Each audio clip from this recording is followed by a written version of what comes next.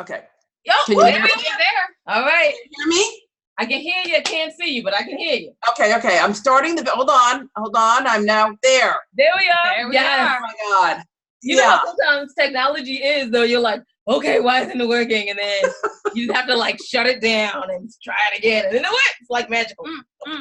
Stop them. Oh my God. Oh, so funny. One.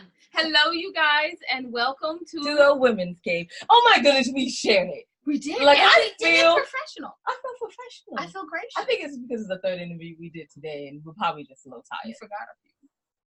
Okay, you know what? Oh, that's the end of the professionalism, isn't it? Yeah, I mean, Winona, every time, and I'm Jade. And I'm Winona. Good job. Segueing it up today. Wait, is that a segue? I don't know. No, it's not a segue. Dang it. It's just remembering to introduce I ourselves. like to say segue just because I feel smart when I say it. Like, All right. segue. So we're gonna do like segue Segue into books. into book. There we Segue go. into books. All right, we like the And I Thought series. And I Thought Divorce Was Bad with Other Life. Hold on. I have to say, it is also available as an audiobook on audible.com. Well done. And I thought being grown up was easy. And I thought I could juggle it all. We can't, but we try anyway. And I thought I did my journey alone. And I thought I had it all figured out. And I thought he was the one. Okay, the Misfit Guys. Oh my goodness. We have so Keep many going. books. The Misfit Guys. Sassy Sway, the lead cooker for friends. The Misfit Guys. Cocktail Stories in the LBD. Okay, well, no, take over. The take Widow's over. Debt series. Woo, it's too much. Really? Really? Here. Thank you. James Brown it much? Put a cape on. Breaking out in the coast.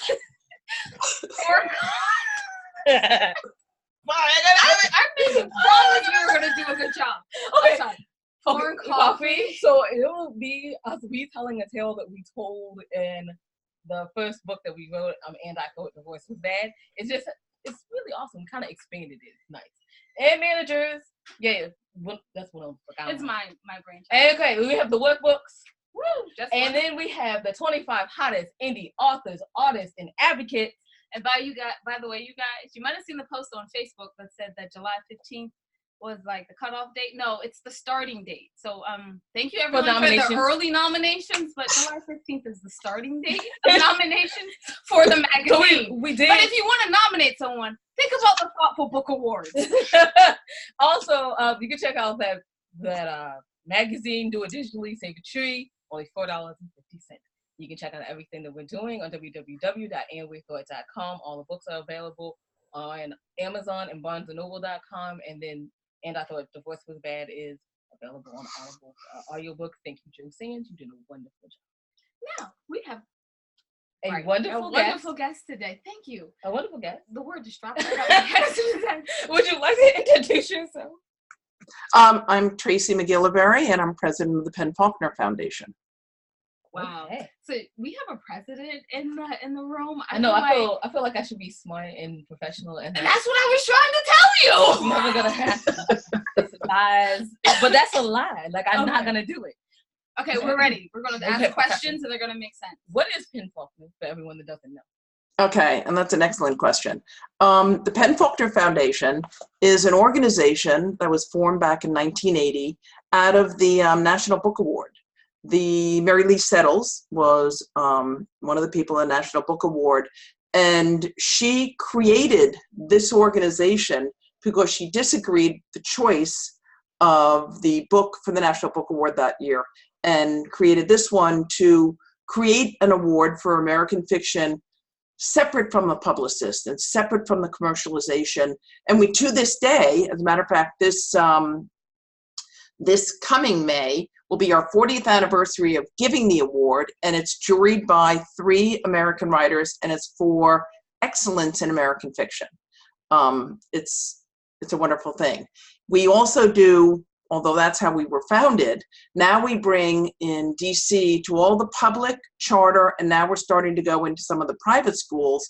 We bring authors into the schools. We donate books.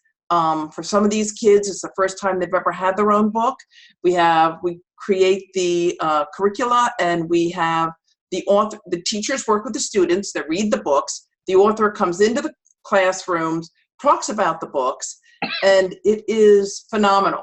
This year we just started on the Nuestro Voz project, which was doing Spanish-English books for some of the students that weren't really being engaged with the English-speaking books.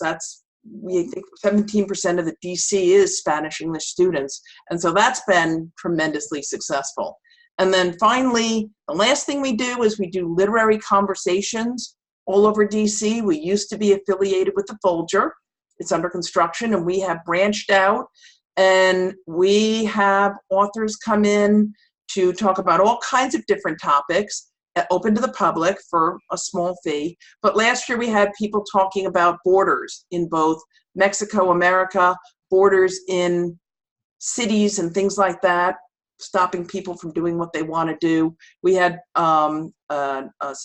one session on Middle Eastern people moving to the United States and finding their homes and the receptions they've received in the United States. We had literary horror at the end of October, which was amazing. And then we had one on Afrofuturism with the Folger. That was a great one. And then we had The Hate You Give was our movie and book day. And we had Angie Thomas come and Russell Hornsby came. And the two of them talked about the film and the book, and that was wonderful. So it's busy. It's wonderful.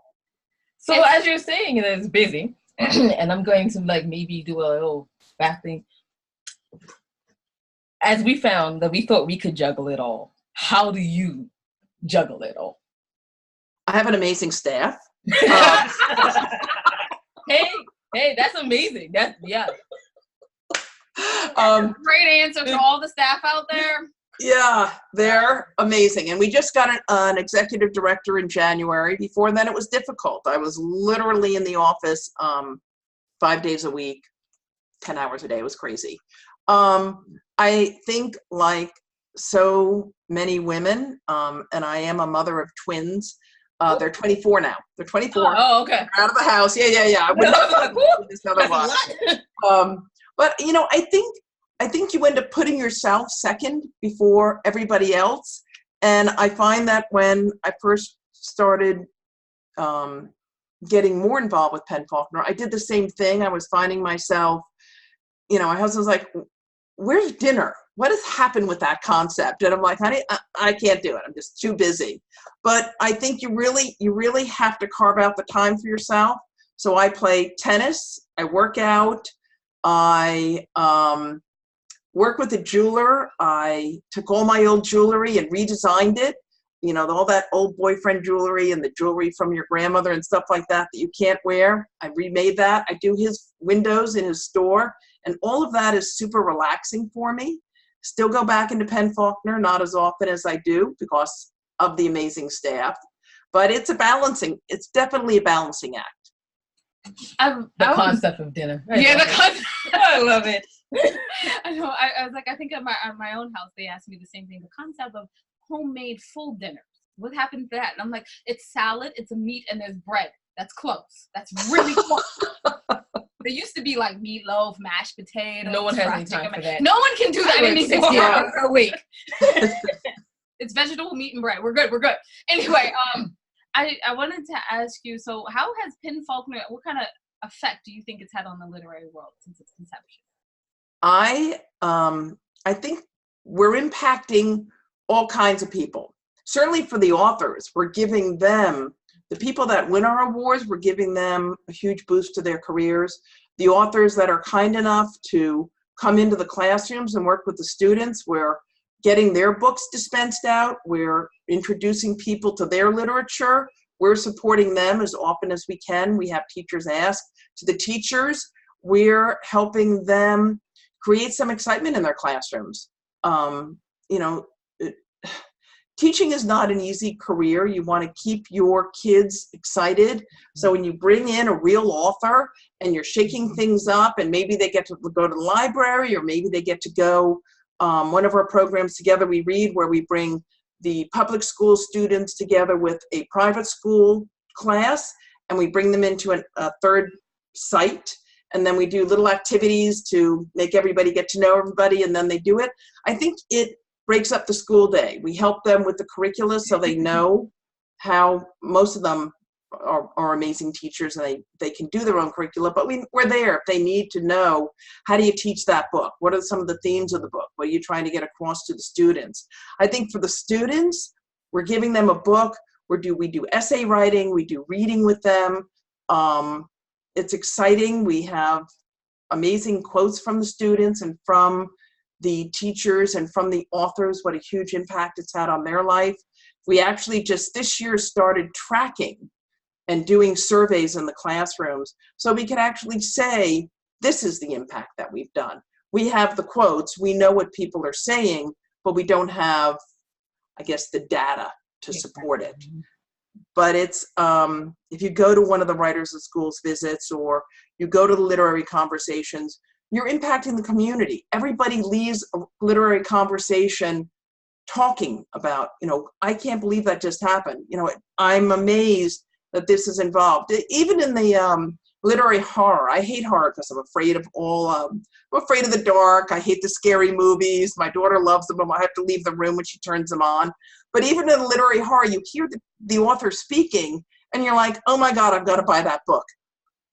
I don't know, I can read like 3 pages, and I'm like, oh my God, it's so scary. Why did I buy this? But they're so interested. So I really feel like we are impacting different people for different reasons. And if I can get one person to say, this book changed my life, somebody else has gone through the situation, or gives me a way to look at someone else and say, I am so sorry that was your reception when you came to the United States. I'm so sorry that these borders exist. Or it gives me a greater understanding so that I open my mind a little bit. Then I feel we're succeeding on all of those counts. It sounds like you're doing an amazing job. I think that's probably what all authors want. We want to tell our point of view and people to understand and empathize. Whatever. I was going to say, I'm not huge on the classics, so I apologize. That's an understatement, y'all. That's an understatement, y'all. But I was reading, and I don't remember who it was, so I apologize yet again, because you who know exactly what I'm talking about. But they said that one of the big things for poets and writers was to take what's happening today, evaluate it, be the outside observer, and give it a voice, therefore becoming the conscience of a society. And our job is, and with you doing this, it's like hand in hand. Our job is to tell people where the society is going, how the outliers feel, and then make it conventional so that we can make a change. Granted, with the loss of entertainment, books as a view of entertainment, you are definitely lending the author a voice and a hand to get out there to do that change that they're socially responsible to do. On the other hand, we're going to segue? I'm going to segue announcement. Segue time. Segue announcement. It's not working. My brain is like, yeah, you can't connect those two. But anyway, here we go. I was going to say, the classroom thing, that's an amazing, if you have an author and you have an amazing time, if you have an opportunity to go into a classroom, it is amazing to teach young people the value of books and how you can incorporate them into their everyday life. Video is a whole lot more fun. And the last segue is Penn and Faulkner. Has Penn and Faulkner or Penn Faulkner? Oh, good gracious. I don't know, how many times have I read this? And I'm no. Penn Faulkner, and of 100 years, what do you think people are going to say about is it association? The awards. The awards. We're going to go with awards. I'm sorry. It's a really off day with me. That's I think that's a really good question, and it's amazingly timely. We're in a transition now. I think the literary community in DC has changed dramatically. There's so many people doing readings. You have Politics and Prose. You have all these stores all over town doing this, and we're changing with the times. We want to reach as many people as we can. We want millennials to come to our events. We want people who are in retirement to come to our events. So, and we don't want to lose the art of the book. There's so many people watching movies, or they're on their little phones and constantly playing the games and everything else. for me, the written word is, I don't have that talent. I would love to be able to write a book, but I don't know that I have the patience to sit down and corral those thoughts. It's like corralling cats, and being able to put that down on paper and make people understand what I'm trying to share. I think that when you write something and you can share an experience and people can say, I so appreciate you saying that. I went through that myself and I didn't know there were other people who were experiencing that. You have made a difference in someone's life. I would like to think in 100 years that there are still books being written. I want people to have that paper in their hands. They can do the Kindles. I can't do those things. I have to have that piece of paper in my hand. I want people to still be appreciating writers and all that they do, the stories that they tell. They can certainly tell about current events, and that's what the Faulkner Award is for contemporary literature. It's not for the classics. I mean, long ago, we had John Updike and Bernard Malamud and all of those authors. They were all part of Faulkner, but we are moving, we do contemporary literature, people who have stories. Some of it is sheer entertainment, where you're reading just for the sheer joy of the humor. Some of it is situations that you want to know about, things that you want to relate to, whether it's women's issues, or we have an amazing author, Tony Lewis Jr., whose dad was a drug kingpin in DC, and he was raised on the streets of DC, and a lot of his friends got involved in drugs. Several were shot. That's an amazing story to share in a high school sometimes, where you have people who are living in similar situations and how he got out. It's, I want that to continue. We're trying to make our reach known.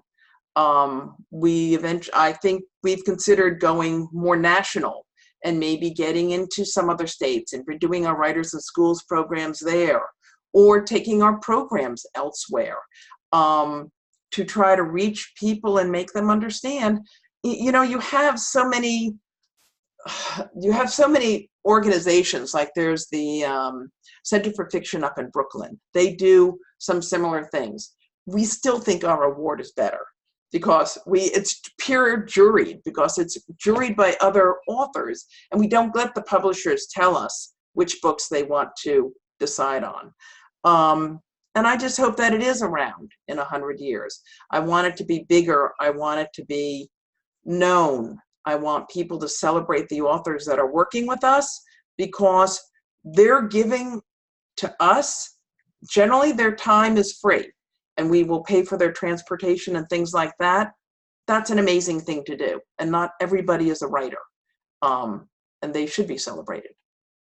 Wow, I feel appreciated. I do, right? And I was like, and I know I'm never receiving a Faulkner Award in my life. And I feel never say never. Oh, no, we're too indie for that. No. We write pop poetry. It's not deep and thought-provoking.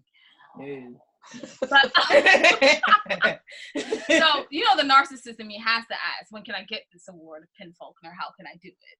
But, no, but for real, how can people be more involved in your organization?